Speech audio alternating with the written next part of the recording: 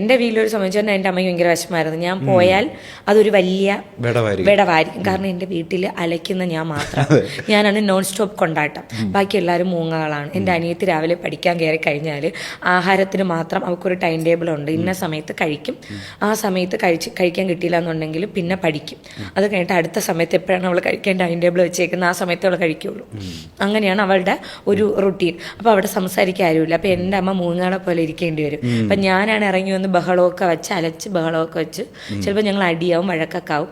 കാരണം അറിയാലോ, അമ്മ മൂത്ത മോൾ അല്ലെങ്കിൽ അമ്മ മകളെന്ന് പറയുമ്പോഴേ ഒരു അടി ഉണ്ട് അവിടെ. ഓഫ്കോഴ്സ് ഞങ്ങൾ മറ്റേ ഫ്രണ്ട്സിനെ പോലെ ഞങ്ങൾ എന്തെങ്കിലുമൊക്കെ പറഞ്ഞ് പരസ്പരം ചൊറിഞ്ഞൊറിഞ്ഞ് അടിയേക്കാം. പക്ഷേ ഒരു വലിയ ഇതായനെന്തോ ഞാൻ ഇപ്പം 2 ദിവസം മാറിയപ്പോഴേ അമ്മയ്ക്ക് പ്രയാസമുണ്ട്.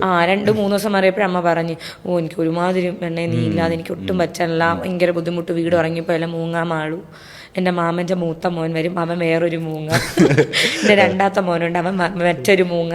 അപ്പം എല്ലാവരും ഒരു മൂങ്ങകളായതുകൊണ്ട് അവർക്ക് ഭയങ്കര ബുദ്ധിമുട്ടായിരുന്നു. അപ്പം ഞാൻ ചെല്ലുമ്പോഴാണ് നമ്മൾ അലയ്ക്കുകയും ബഹളം വയ്ക്കുകയും, ഞാൻ ചിലപ്പോൾ തുള്ളി തുള്ളി നടക്കും, ചിലപ്പോൾ ബഹളം വെച്ചോണ്ട് നടക്കും, അങ്ങനെയൊക്കെ. എന്താ ഫ്യൂച്ചർ പ്ലാൻ?